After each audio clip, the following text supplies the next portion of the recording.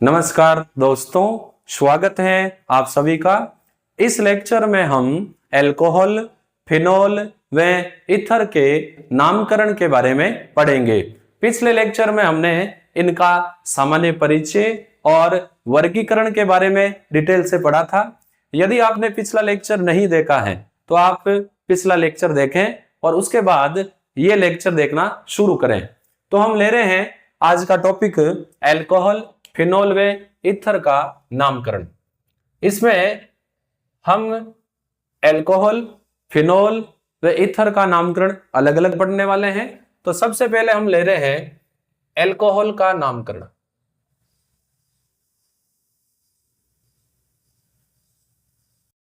Alcohol का नामकरण देखो, जैसा कि हमें पता है कि अल्कोहल को हम ROH से रिप्रेजेंट करते हैं। अल्कोहल के नामकरण में हम दो प्रकार का नामकरण यहां लिखेंगे। पहला है इनका सामान्य नाम और दूसरा है इनका IUPAC नाम।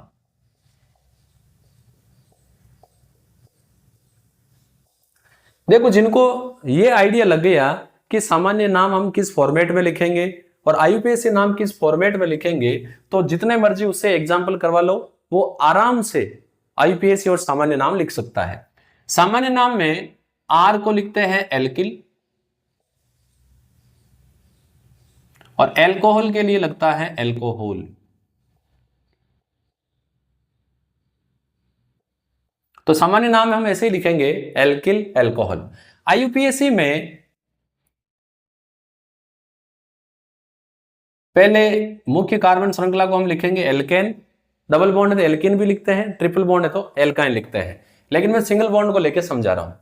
प्लस अल्कोहल के लिए लिखता है अनुलग्न ओल, क्योंकि अल्कोहल एक क्रियात्मक समूह है। तो जब साथ में पढ़ेंगे तो इसका IUPAC नाम हम कैसे लिखते हैं? एल्केनोल। लेकिन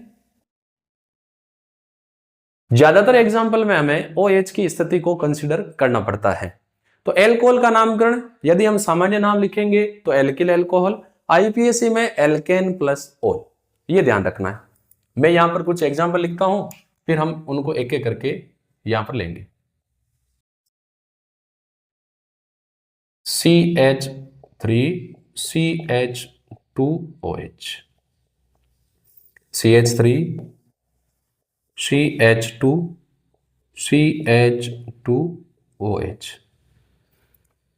CH3 CH CH3OH, CH3 CH2 CH2 CH2OH, CH3 CH CH2 CH3OH, CH2OH CH2OH। ये कुछ हम लेते हैं। पहले हम इनका सामान्य नाम लिखेंगे, फिर IUPAC। तो देखो, एक कार्बन वाला क्या हो जाएगा? मैथिल। और अल्कोहल के लिए पीछे लग जाएगा अल्कोहल, तो नाम हो गया मेथिल अल्कोहल। यहां पर आओ, दो कार्बन वाला एथेन से बना एथिल और OH के लिए लगेगा ओल, तो ये हो गया एथिल अल्कोहल।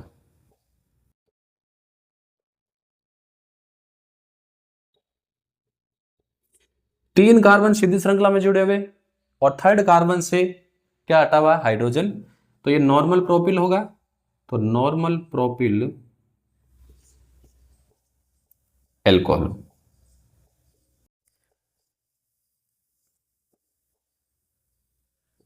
यहां देखो, जिस कार्बन से OH जुड़ा हुआ है वो सेकेंडरी कार्बन है, और ऐसे ग्रुप को, तीन कार्बन वाले ग्रुप को हम क्या बोलेंगे? आइसो।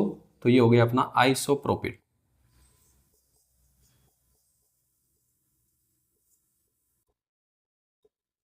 एल्कोहल।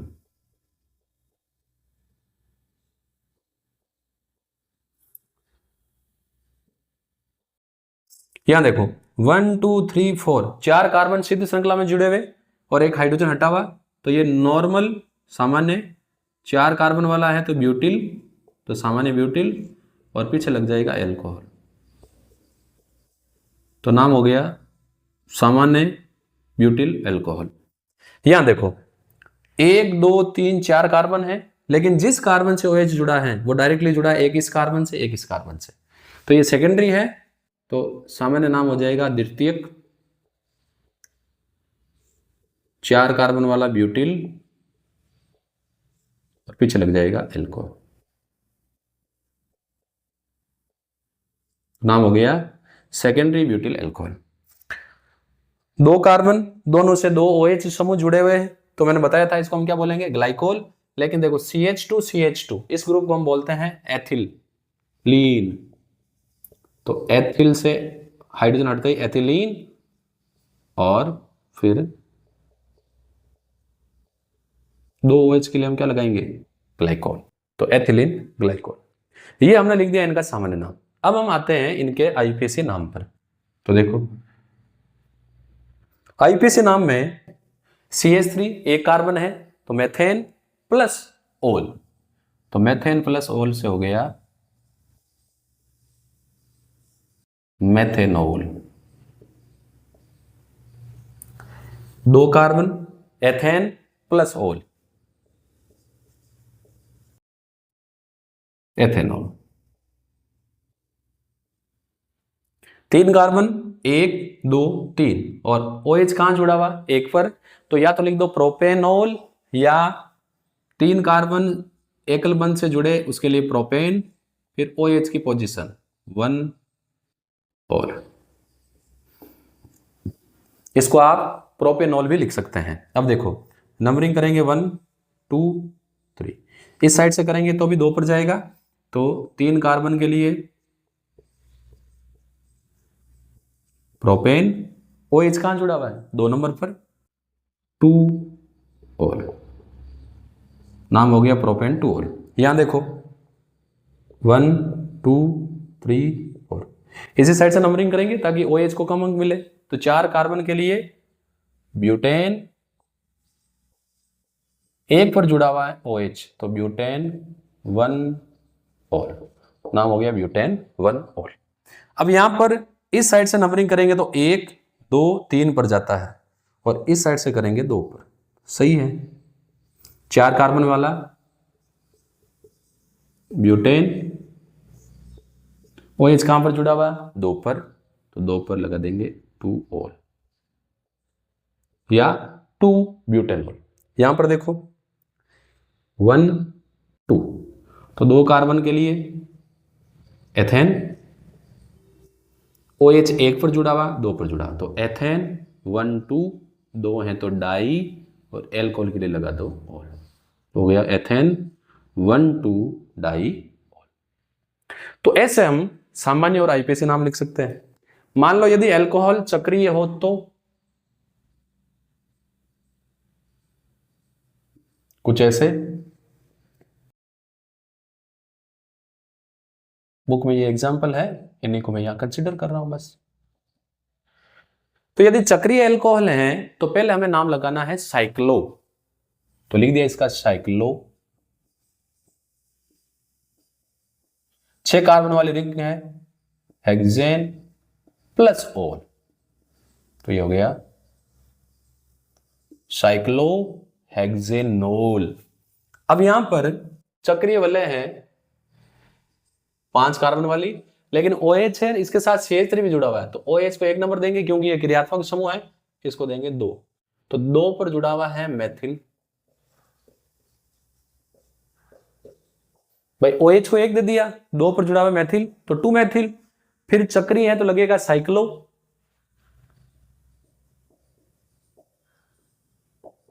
पांच कार्बन वाली रिंग है तो पेंटेन, और एल्कोहल के लिए लगता है ओल तो पेंटेनोल, नाम हो गया साइक्लोपेंटेनोल, 2 मेथिल साइक्लोपेंटेनोल।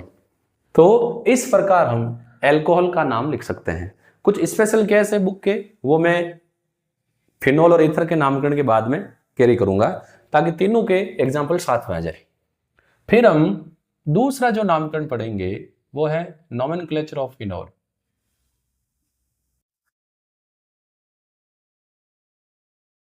फिनोल का नामकरण। फिनोल जो नाम है ये बेंजीन का हाइड्रोक्सी उत्पन्न है, इसीलिए फिनोल को सामान्य नाम और आईपीएसी नाम दोनों में मान्यता है। फिनोल इसका सामान्य नाम भी है और आईपीएसी नाम भी है। और जैसा कि हमें पता है कि फिनोल में बेंजीन रिंग से OH जुड़ा होता है। अब कई बच्चों को ये होता है कि सर आप बेंजीन वाले कभी खड़ी बनाते हो कभी आड़ी बनाते हो, कैसे भी बनाओ है तो बेंजीन वाले ही। हाँ, तो मोनोहाइड्रोक्सी जो फिनोल है इसमें कोई दिक्कत नहीं है, फिनोल लिखो चाहे सामान्य नाम लिखो फिनोल, चाहे आईपीएसी नाम लिखो, इसको दिक्कत नहीं है। अब कुछ डाईहाइड्रोक्सी है उनके मैं एग्जाम्पल यहां लिखता हूं। चलो डाईहाइड्रोक्सी से पहले कुछ मोनोहाइड्रोक्सिल ही ले लेते हैं।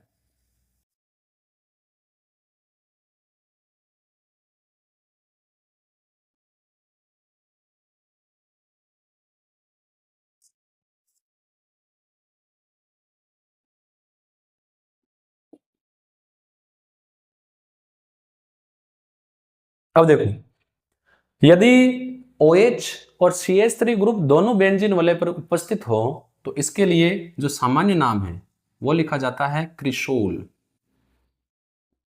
ये भी क्रिसोल और ये भी क्रिसोल,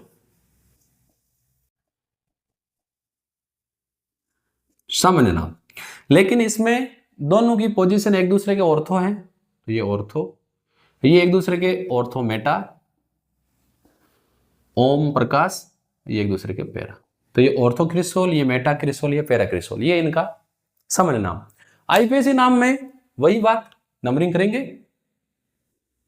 दो पर है, क्या है, मैथिल,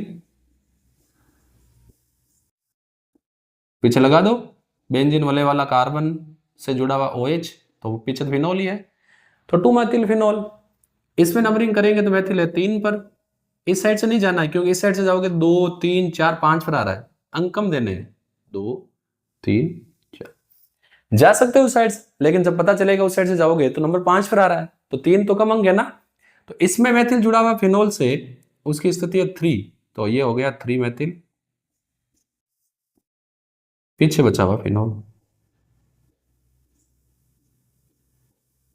इसमें 4 पर जुड़ा हुआ है तो इसका नाम हो जाएगा 4 मैथिल फिनोल। तो इस प्रकार हम मोनोहाइड्रोक्सिल जो फिनोल है उसका नाम लिख सकते हैं। अब कुछ डाई लेते हैं।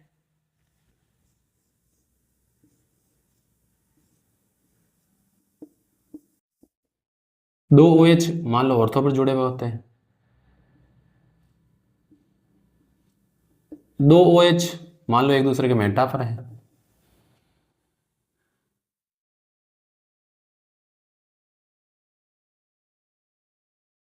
और 2 OH एक दूसरे के क्या है, पैरा पर। तो जब 2 OH एक दूसरे के ऑर्थो पर है तो इसका सामान्य नाम है कैटेकोल। जब 2 OH एक दूसरे के पैरा पर है, सॉरी मेटा पर है, तो इसका नाम है रिसोर्सिनोल।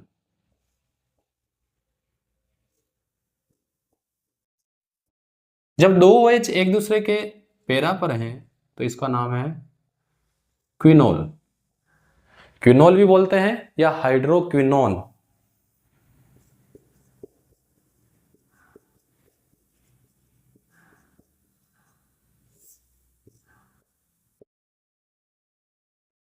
ये तो है इनके सामान्य नाम।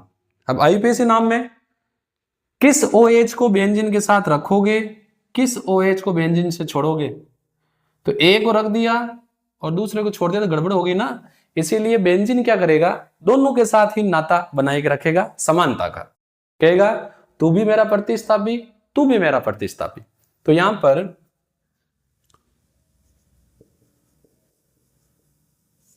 बेंजीन कहेगा तू भी मेरा बड़ा भाई, तू भी मेरा बड़ा भाई, तो बेंजीन हो जाएगा। और पोजीशन 1 2 दो समान है तो डाइऑल, नाम हो जाएगा बेंजीन 1 2 डाइऑल। इसमें 3 पर है तो इसका नाम हो जाएगा बेंजीन 1 3 डाइऑल। और इसमें क्या हो जाएगा, 1 और 4 पर है तो बेंजीन 1 4 2 है तो डाई, और एल्कोहल के लिए लग जाएगा।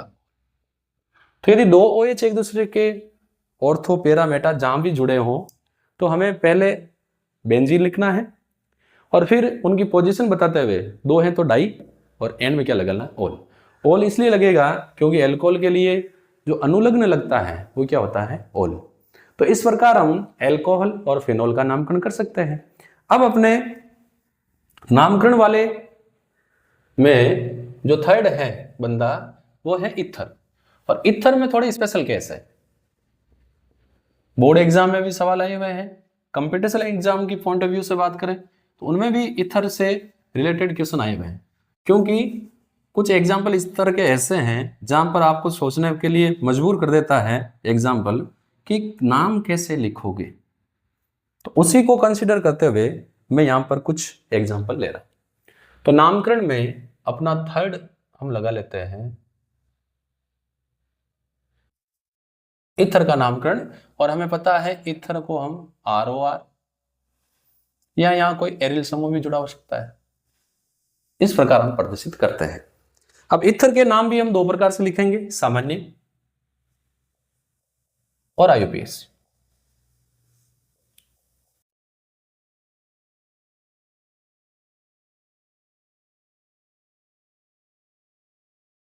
देखो जब हम इथर का सामान्य नाम लिखेंगे तो दोनों एल्किल समूह अगर समान है जुड़े हुए तो इसको हम लिखेंगे डाई एल्किल इथर। और यदि दोनों एल्किल समूह अलग अलग हैं तो पहले अल्फाबेट में जो आएगा वो एल्किल, उसके बाद में दूसरे अल्फाबेट में आएगा वो एल्किल, और एंड में लगा देंगे इथर। अब देखो IUPAC नाम में क्या है, मान लो 2 एल्किल ग्रुप है, इसमें मैं मान रहा हूं ये छोटा है और ये क्या है, बड़ा। दोनों समान भी हो सकते हैं लेकिन छोटे बड़े की बात कर रहा हूं। तो जो छोटा है उसको हमें ऑक्सीजन के साथ लेना है और बड़ा है उसको अलग रखना है। तो जो छोटा है उसको एल्केन के साथ लेना है और उसको हम लिखेंगे एल्कोक्सी के रूप में, और बड़े वाले को हम लिखेंगे एल्केन के रूप में। बस ये ध्यान रखना, छोटा है उसको ऑक्सीजन के साथ लेना है, उसको हम लिखेंगे एल्कोक्सी के रूप में, और बड़े वाले को हम लिखेंगे एल्केन के रूप में। तो देखो मैं यहां पहले एग्जांपल लिख लेता हूं।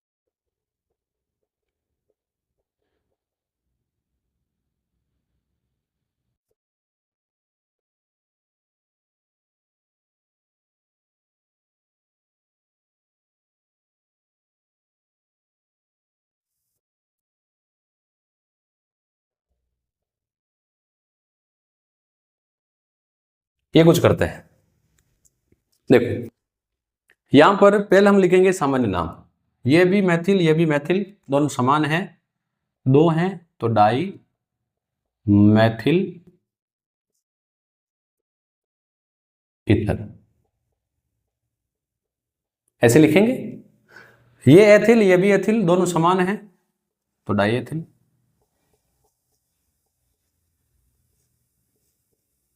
पीछे लगा दो इथर।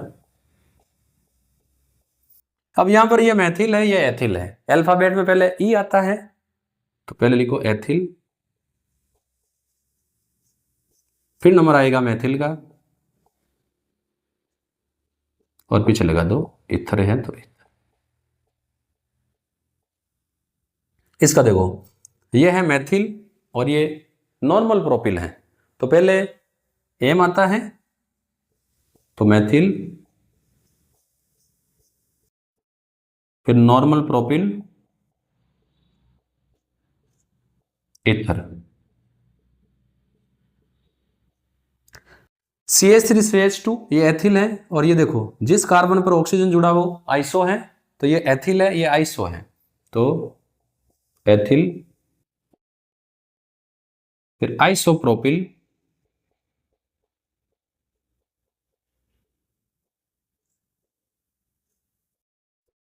और पीछे लगा दो इथर।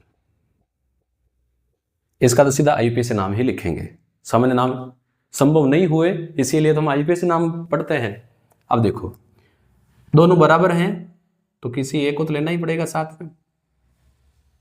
इन दोनों में ये CH3, ये C2H5, ये छोटा, तो जो भी छोटा है उसको ऑक्सीजन के साथ आप मार्क कर दो। इसमें 3, इसमें 1 है, ये जाएगा, इसमें 3 है, इसमें ये जाएगा, और इसमें तो 1 ही है। अब देखो, तो छोटे को हमने लिखना है एल्कोक्सी के रूप में, या मैथिल है तो मैथिल को लिखो मैथोक्सी, तो नाम हो जाएगा मैथोक्सी। तो छोटे को हमने लिख दिया एल्कोक्सी के रूप में। पीछे बचा है एक कार्बन वाला, इसको लिखो एल्केन, मेथेन। यहां C2H5O एथेन का ऑक्सी, एथोक्सी, और पीछे 2 कार्बन वाला एथेन।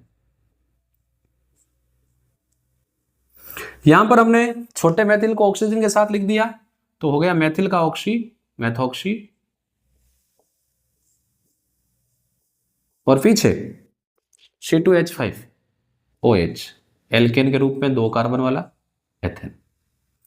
यहां छोटे कार्बन वाला को, मैथिल को मैथोक्सी के रूप में लिखेंगे, फिर 1 2 3 इसको एल्केन के रूप में लिखेंगे, 3 कार्बन के लिए प्रोपेन, तो ये हो गया मैथोक्सी,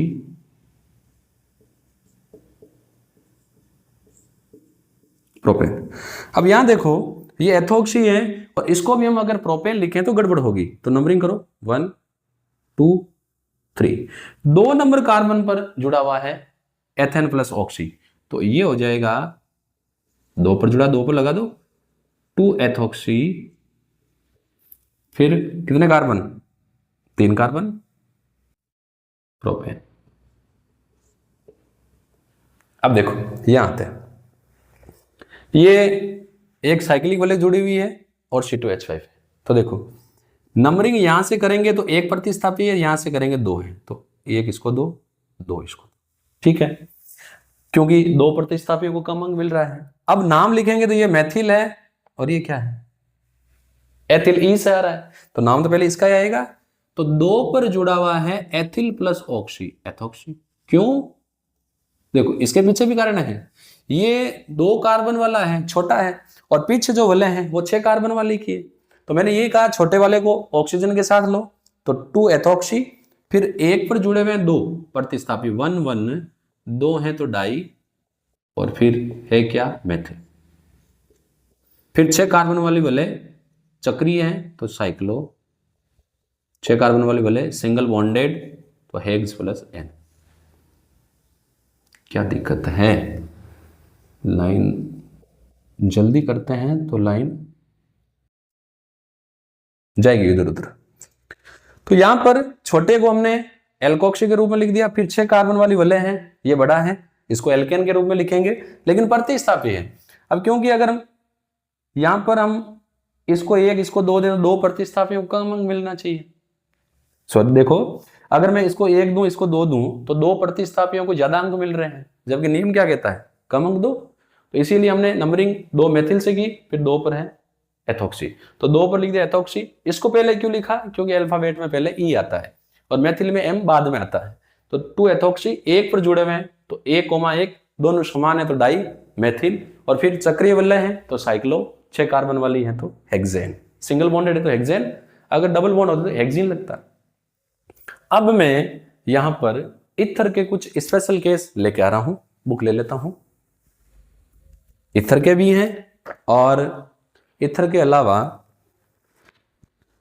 जो अपना टेक्स्ट क्वेश्चन है उनमें इथर के अलावा भी जो है वो मैं यहां लिख देता हूं। तो थोड़ा सा बोर्ड हम कर लेते हैं खाली।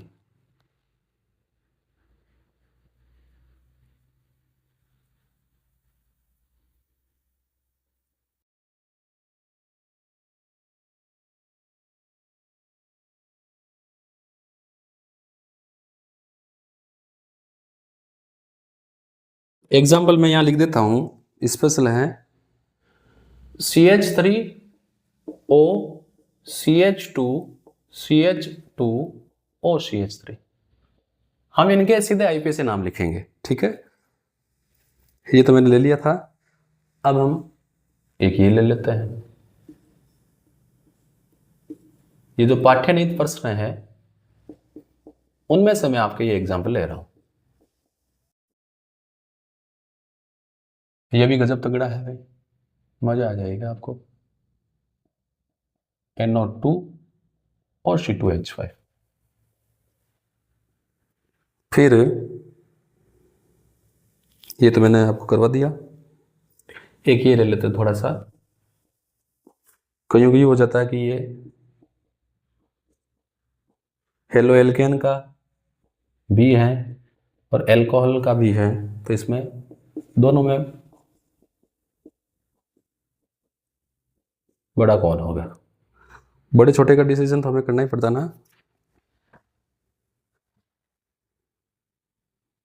ये हो गया, ये हो गया, और एक ये ले लेता हूं।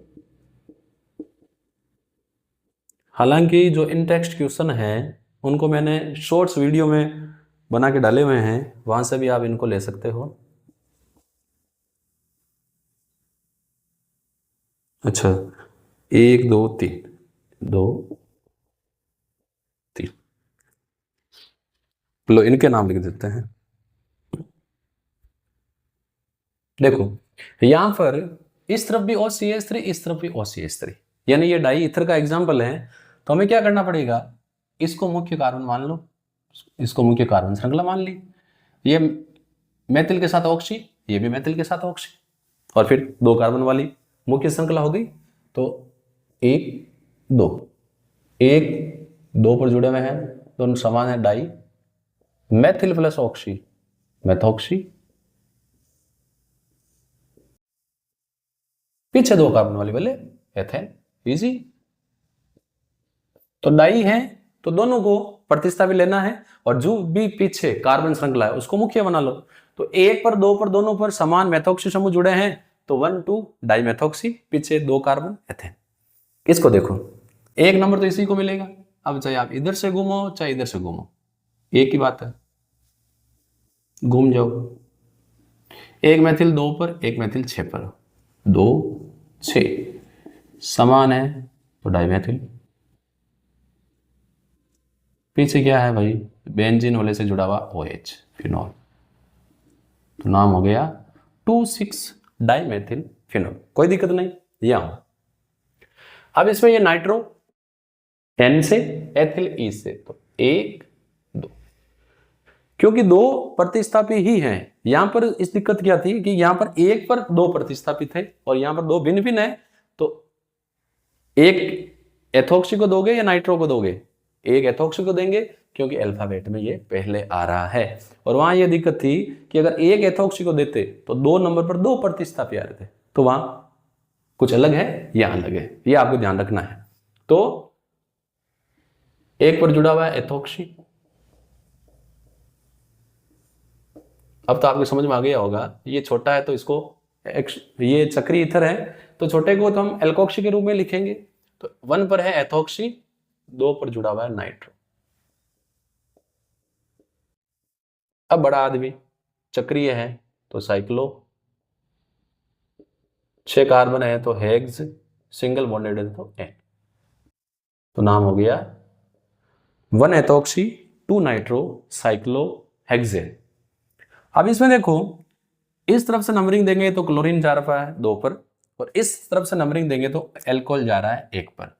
तो आपको बता दूं, हेलोजन प्रतिस्थापी के रूप में काउंट होते हैं, एल्कोहल क्रियात्मक समूह हैं। तो ऐसी स्थिति में जब हेलोजन भी हो एल्कोहल भी हो, एल्कोहल को कम अंक मिलने चाहिए। अब ये भी प्रतिस्थापी, ये भी प्रतिस्थापी, ये भी प्रतिस्थापी। ये तो मैथिल है, ये क्लोरो, सी पहले आएगा, एम बाद में आता है। क्लोरो यानी सी, मैथिल में पहले कौन आता है, एम। तो पहले ए का नाम है सी, एक शुरू हो रहा एम से, तो अल्फाबेट में पहले सी आता है, बाद में एम आता है। तो पहले वाले का पहले नाम लिखो, 4 पर जुड़ा है क्लोरो, 3 पर और 2 पर मैथिल जुड़ा हुआ है, तो 2 3 दोनों समान, तो डाई मैथिल। और फिर 6 देखो प्रतिस्थापी लिख दिए, 5 कार्बन वाली वाले पेंटेन, एल्कोहल जुड़ा हुआ 1 पर 1। तो 4 पर क्लोरो, 2 3 डाइमेथिल, 5 कार्बन वाली वाले पेंटेन और 1 पर जुड़ा हुआ एल्कोहल, तो ओल। अब इसमें 1 2 3 1 2 3 4 पर जा रहा है, इस साइड से करो ताकि इसको नंबरिंग कम मिले। अब यहां थोड़ा सा डबल बॉन्ड वाला भी लफड़ा आ गया ना, तो देखो 6 कार्बन वाली है तो हेक्स, डबल बॉन्ड जुड़ा हुआ 1 पर, तो हेक्स 1 इन। OH जुड़ा है 3 पर, तो 3 लगा के लिख दो ओल। तो ये हो गया हेक्स 1 इन 3 ओल। देखो इथर के 2 एग्जाम्पल रह गए, वो मैं आपको करवा देता हूं। सामान्य नाम भी लिखवा देता हूं और IUPAC भी लिखवा देता हूं।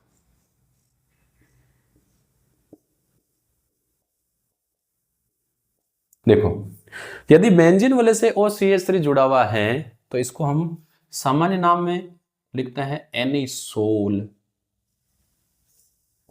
और OC2H5 जुड़ा है तो इसका नाम है फेनिटोल। और ऐसे भी लिख सकते हैं मेथिल M से, फेनिल P से, तो MNOP, P बाद में आता है, तो methyl phenyl ether, ethyl phenyl ether बताया हुआ है। बेंजीन वाले से एक हाइड्रोजन हटते ही जो समूह बचता है उसको हम क्या बोलते हैं, फेनिल। तो एनिसोल लिखो या मेथिल फेनिल ईथर लिखो, फेनिटोल लिखो या एथिल फेनिल ईथर लिखो, एक ही बात है। तो ये हो गया इनके सामान्य नाम। IUPAC नाम में क्या होगा, बेंजीन तो बड़ा है 6 कार्बन वाला, यही बेचारे छोटे हैं, तो छोटे को रख दो ऑक्सीजन के साथ। तो यहां मेथिल ऑक्सीजन के साथ है तो मेथॉक्सी, पीछे वाले को लिख दो सामान्य नाम बेंजीन। इसमें एथॉक्सी है तो एथिल को लिख दिया ऑक्सीजन के साथ एथॉक्सी, और पीछे बेंजीन। तो इस प्रकार हम एल्कोहल, फिनोल और ईथर का नामकरण कर सकते हैं। एल्कोहल का सामान्य नाम हम लिखेंगे एल्किल एल्कोहल के रूप में, IUPAC नाम एल्केन प्लस ओल। फिनोल का IUPAC नाम और सामान्य नाम फिनोल ही है।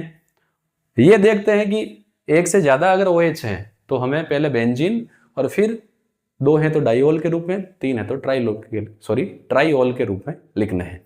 ईथर है, दोनों एल्किल समूह समान है तो सामान्य नाम होगा डाइएल्किल ईथर, ये अलग अलग है तो एल्किल एल्किल ईथर। और IUPAC नाम में ये थोड़ा सा ध्यान रखना, ईथर के IUPAC नाम में जो छोटा है उसको ऑक्सीजन के साथ लेना है और उसको हमें लिखना एल्कोक्सी के रूप में, और बड़े वाले को एल्केन के रूप में लिखना है। तो यहां पर अपने ये लेक्चर एल्कोहल, फिनोल और ईथर का नामकरण समाप्त होता है। हम फिर मिलेंगे नेक्स्ट वीडियो में। धन्यवाद।